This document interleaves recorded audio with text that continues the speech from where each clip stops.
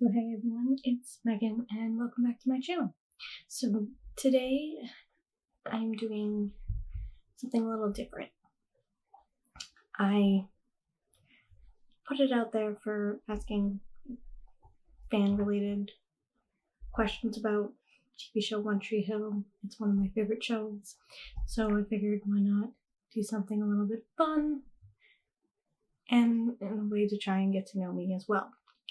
So I got a couple questions and I'm willing to do this again. So if you have any other questions you would like me to ask, you can leave them in the comments below and I will gladly do a part 2 to this video and answer your questions. So I'm going to answer the questions I did get, and then I'm going to answer some questions from this article that I found on BuzzFeed, which I thought the questions were kind of funny, so I was like, I'm gonna do this.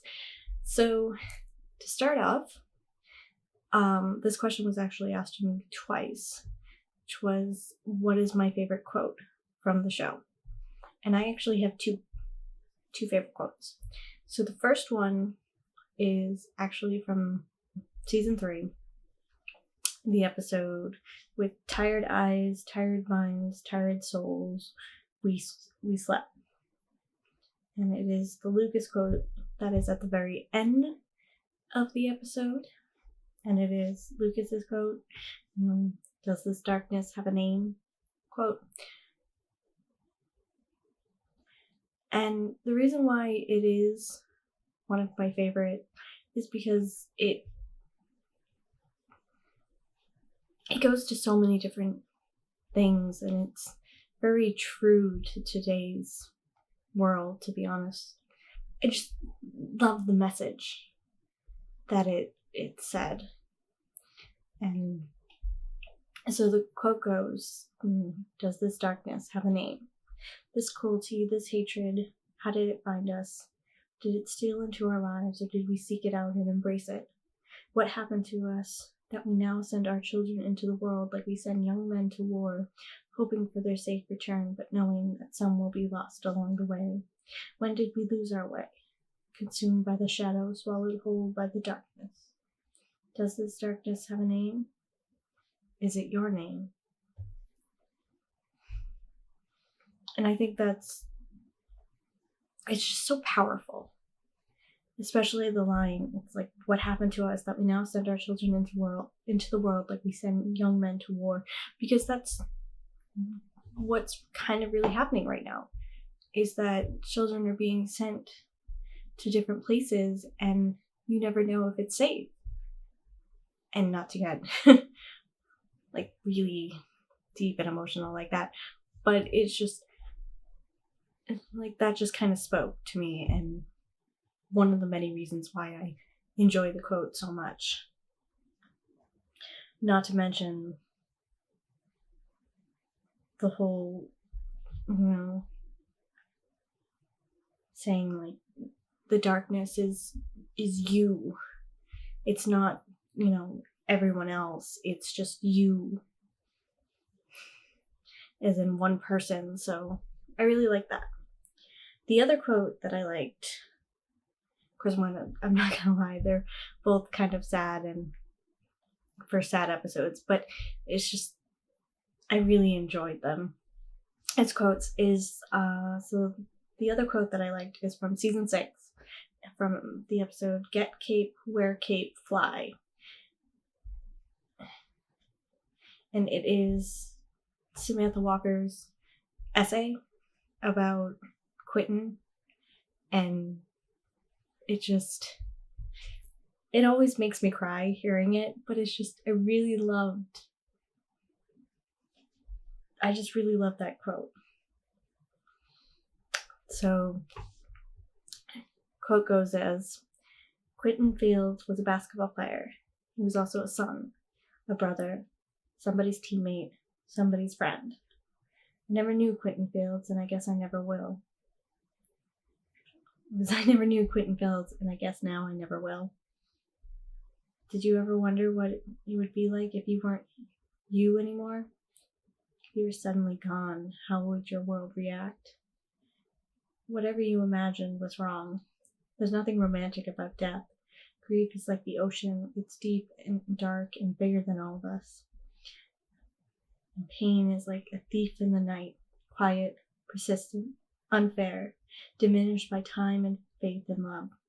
I didn't know Quentin Fields, but I'm jealous of him because I see how his absence has affected the people that did know him. So I know that he did matter to them. And I know he was loved. People say Quentin Fields was a great basketball player, graceful, fluid, inspiring. They say on a good night, it was almost as though he could fly. And now he can.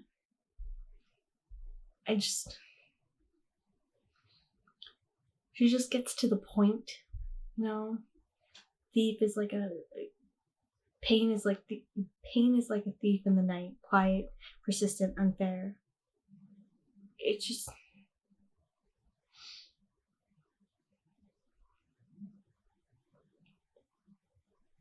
just something that I always really loved.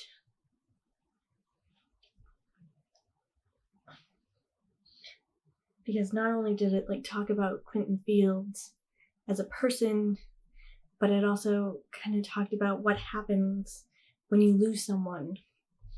That it's just, people grieve, people get mad and angry because someone's not there anymore. And I just always liked that quote. And I should probably be like, oh, something more upbeat, but those two have always been my favorite. Yeah. So the next question that I was asked was, what was my favorite song from the show? Now, I can interpret it this two ways.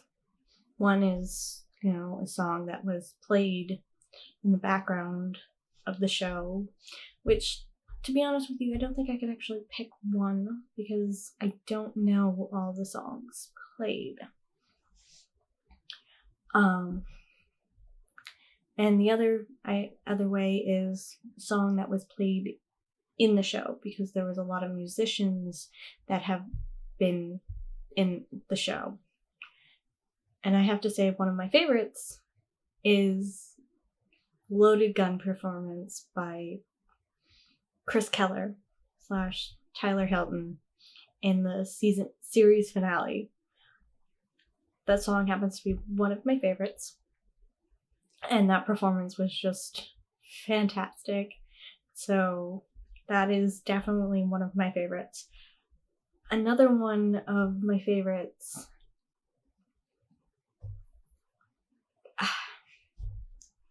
it just escaped me. There were so many good performances throughout the show. And I could say Gavin DeGraw because, he's fantastic. I did happen to like his soldier performance during the series finale as well. And Jana Kramer's whiskey performance. But I think when it comes down to it, it's Chris Keller / Tyler Hilton's Loaded Gun performance. That is my favorite by far.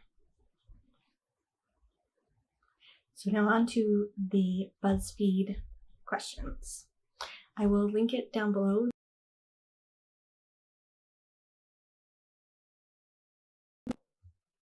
Honestly, that is a good question. The technical answer is that, her dad was, he was traveling, he was always on a ship, but why was she left alone as a 16-year-old, and why was this okay? That was one of the things that always kind of I questioned as well. Is how did her and her father get away with her being alone for so many months?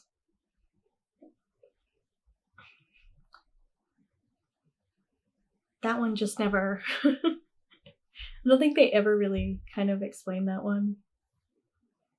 If they did, I'm blocking it out. But yeah, it was good that her father ended up coming back so that he was kind of in her life a little bit more, but still. I feel like there should have been someone there kind of watching over Peyton.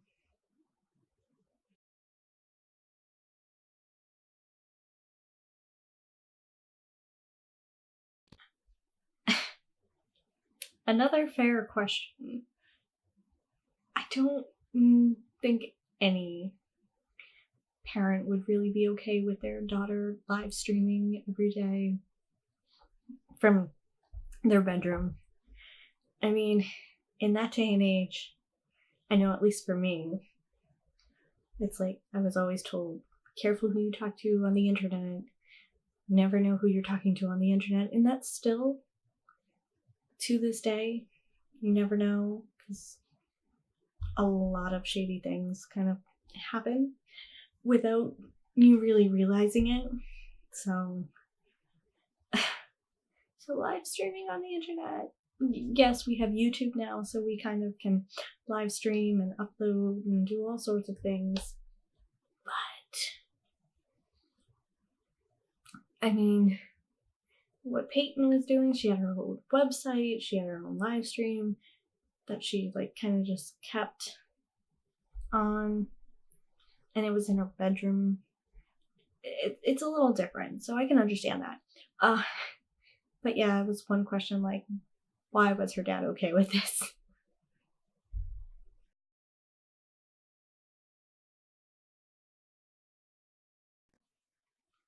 I won't really get into an answer with that because obviously she was adopted. Yes, we find out, later on because her birth mother shows up, but that's a point. She was adopted, plain and simple.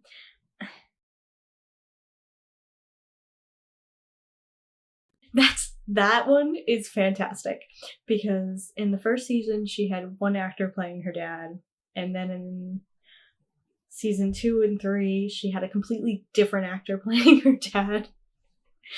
So that one made me chuckle a little because it is quite funny. They're like, someone points out that there are 3 actors playing her dad. And of course, the third one is technically her biological dad, but still pretty funny. It's one of those things. Like when it came to Pretty Little Liars, Jason De Laurentiis was played by 2 different people. Actually, with the exception of Allison, I think the parents were 2 different people as well.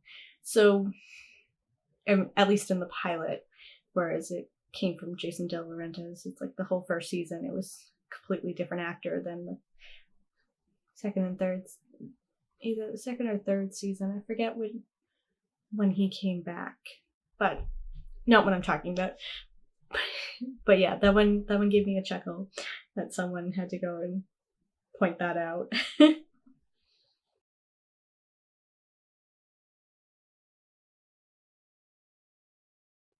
This is actually explained in the show. They did go to like a camp together when they were younger, so they did know about each other. I think they were also like friends, or they were somewhat friendly with each other when they were younger. And then I remember something happened and Lucas ended up dropping out of the camp, I believe. And then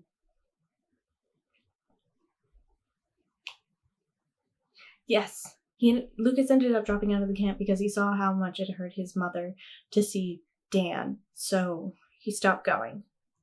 And then he ended up on the river court with the boys instead of, basketball and all that. But yes, they did know each other, existed. The show just kind of makes it seem like they're meeting each other for the first time, but no, they did know each other before the pilot.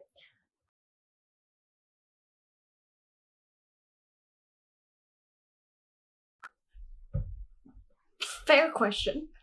I know there is episodes that, talk about this, but it is a fair question. Why would you allow your 16-year-old to get married? Why not tell her to wait until she's 18, after high school?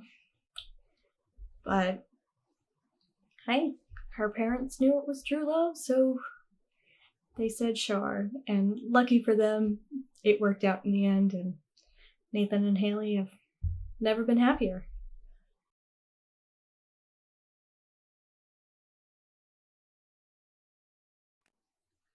Just a little bit easy to explain and not at the same time if you think about it.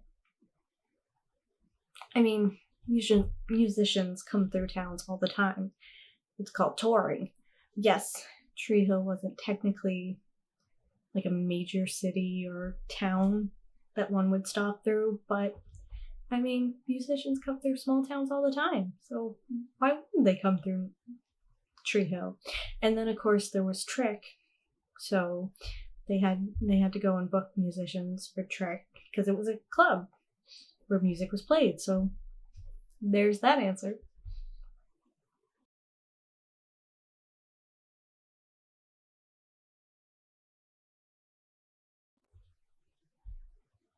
I think, yeah, I can't answer that one. But really, he only got like 5 years. 5 years before he was like put on parole for murdering his brother. If anyone can answer that one, please do so in the comments, because even that one confuses me.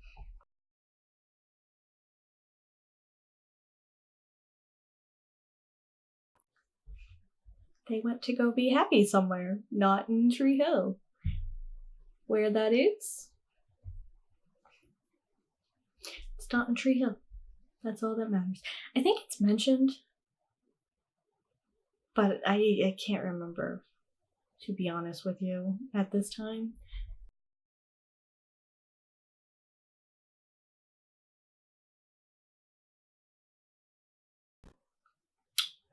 I mean, I can't really say to that, but I feel like it is and it isn't. I mean, the car seat is turned the right way, but in the convertible, is it? At least that convertible, is it safe? I don't think so. So here's the best one. Well, maybe not the best one, but here's a good one.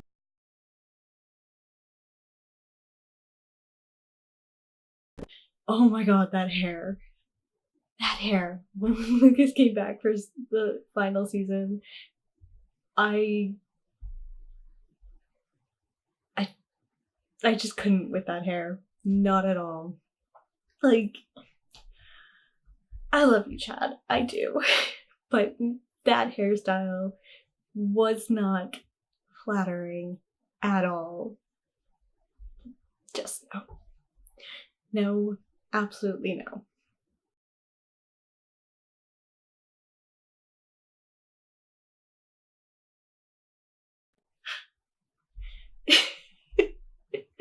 Okay, this is another one that I love because it's pointing out something that is so hysterical. Yeah, so many people get into car accidents, get hit by cars, get into all these accidents that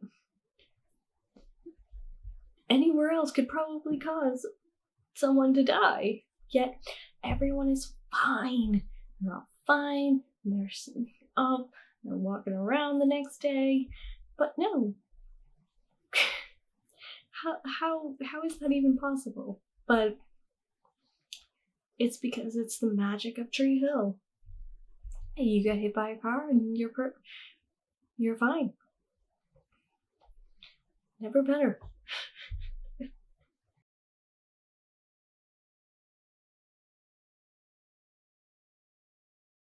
Yeah, how did he have so much time?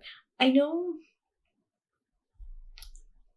probably because he spends a lot of time on the road, but how did he even find Peyton's podcast? Is it because when she invited him to, Fall Out Boy to play a trick. He talked, she mentioned it, he looked it up, and the rest is history. But that is a good question.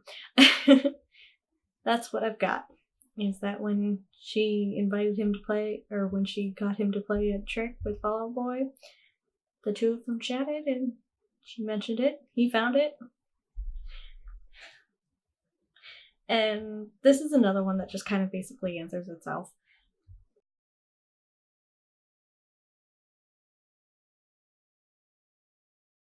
One, because this all happened before she came to Tree Hill, so yeah, there's that. So it was probably one of those things where she went to one high school looking one way and then got kicked out of that one and went to another one looking different. But it was all before Tree Hill, so that's why it's not really mentioned or any of that. So there's that.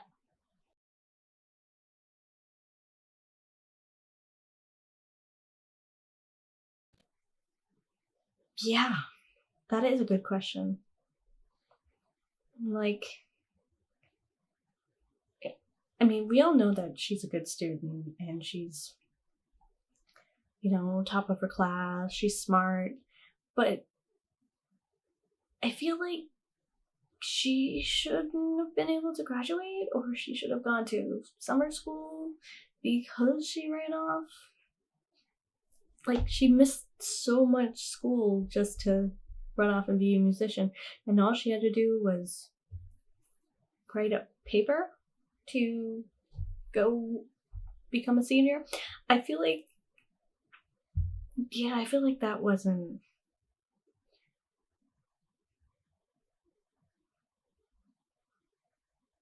I don't know. I just feel that wouldn't be realistic, but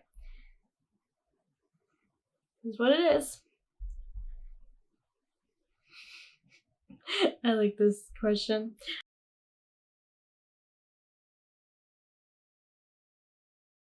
Well, he likes to read.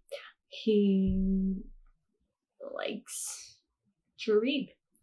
And in the end, he wants to become a novelist. So he reads a lot about different things like birds, historians, all sorts of different things. So that's why he knows so much about birds.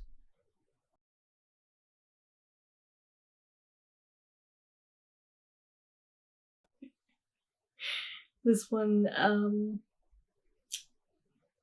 yeah, and then the caption for it is crazy nannies, murderous brothers, kidnappers, stalkers. Yeah, why would anyone want to live there is a good question. But, I mean, there's a lot of great things about the town too, besides all that. It just so happens that a lot of bad things happen.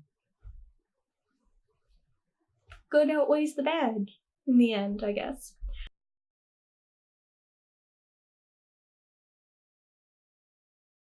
Yeah, why? Why'd you allow him to carry Dan's heart? Next time, pick someone who's a little bit better hand-eye coordination.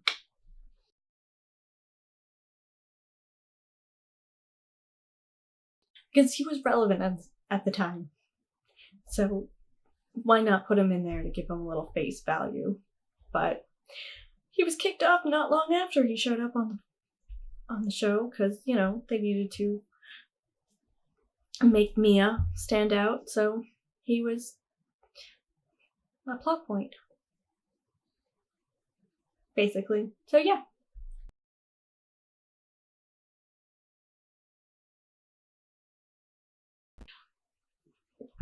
So this one, I think he's in a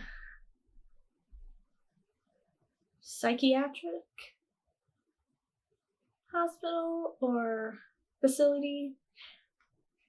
I mean, when he first escaped police custody, that's because he disappeared before the cops showed up.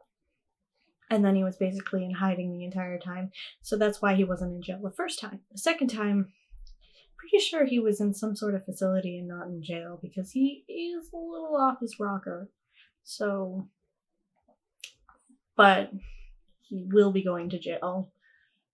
Or rather, he will be spending time locked up. So there's that. Yes.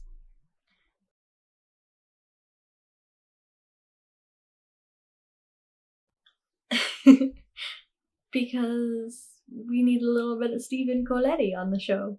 Because he's gorgeous. And because he moved from Laguna Beach to Tree Hill. Why not?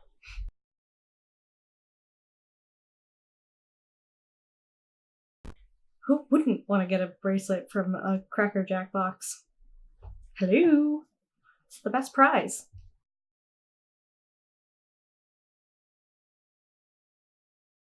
Because the cops at Tree Hill weren't the best. Let's be honest. Cops didn't really do much. They kind of failed in Tree Hill. And then in the very last season, one of the cops was even involved in kidnapping Nathan. So, yeah.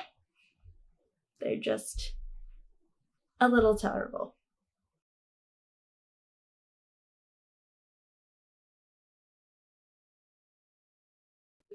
Yeah, there was only one apartment.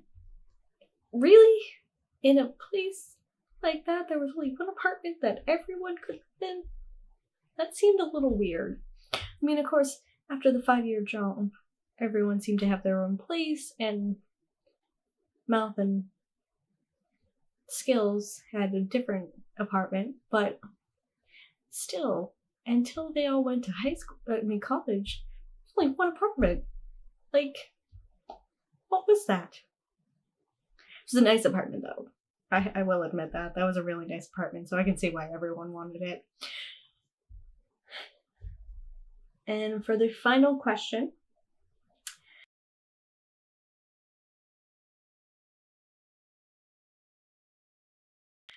magic of television. Though, no. Except Haley didn't really achieve fame and fortune. Second time around, anyways. She gave up her fame and fortune to come back to Nathan. And then the 5-year jump, she was a teacher, which is what she wanted to do, which is a little bit more realistic than, becoming a fashion designer in 5 years. I mean, the novelist, I can see. It's quite easy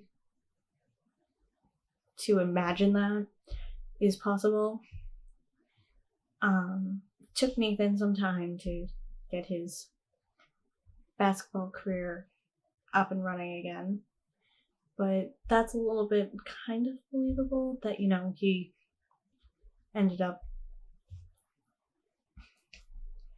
in the NBA. As for Peyton with her own record label, possible, yes. But I think it would take a little bit more time, so. But yeah, magic of television helped everyone create their own life and career, so there you go. So yeah, this is from the BuzzFeed article, which says 25 questions all One Tree Hill fans need answered. So again, I will link it down below if you want to check it out. You can also, if you have any answers to the questions, feel free to comment. If you agree or disagree, let me know. If you have any other questions you would like me to answer for part 2 to this video, again, comment down below. If you enjoy this, please give it a thumbs up. And also, be sure to subscribe. Also, be sure to subscribe to my channel. So until next time, bye guys.